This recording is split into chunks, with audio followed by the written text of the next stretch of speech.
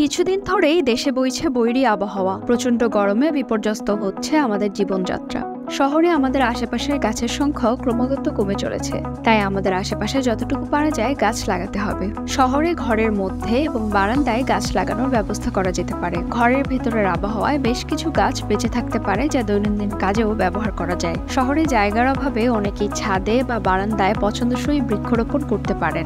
তবে এজন্য বর্ষার সময় হবে সবচেয়ে ভালো। বৃষ্টির দিনে গাছ সুস্থভাবে বেড়ে ওঠে। তবে এক্ষেত্রে যারা ভাড়া বাড়িতে থাকেন তাদের জন্য অল্প পরিসরে ইনডোর প্লান্ট রোপণ করার অভিজ্ঞতা নতুন। তাই কিভাবে গাছ লাগাবেন তা হয়তো সহজে বুঝতে পারেন না। তাদের জন্য রইল কিছু পরামর্শ। ইনডোর প্লান্ট হিসেবে কিছু গাছ রয়েছে যেগুলো অল্প পরিচর্যায় ভালোভাবে বেঁচে থাকতে পারে। সেরকম গাছ সিলেক্ট করা যেতে পারে, যেমন মানি প্লান্ট, মনস্টেরা গাছ, ক্যাকটাস ইত্যাদি। এছাড়াও তুলসী, ক্যাটগ্রাস এবং অ্যালোভেরা হতে পারে আপনার এবং পোষা প্রাণীর জন্য প্রয়োজনীয়। একটু আলো আর পানি পেলেই এগুলোর জন্য যথেষ্ট। বাসার ভেতরে এমন কোথাও গাছ লাগানো যাবে না যেখানে সঠিক যত্ন নেওয়া কঠিন হবে। ছাদে বা বারান্দায় এমনভাবে গাছ লাগাবেন যার যথাযথ পরিচর্যা করা যায়। আলো বাতাস ছাড়া গাছ বেড়ে উঠতে পারে না। খেয়াল রাখবেন আপনার লাগানো গাছ যেন ঠিক মতো সূর্যের আলো পায়। এছাড়া নিয়মিত পানির ব্যবস্থা করতে হবে। আমাদের সকলের প্রচেষ্টায় সবুজের প্রশান্তি ফিরে আসুক প্রকৃতিতে। এরকম আরো তথ্য পেতে আমার পেটের সঙ্গেই থাকুন।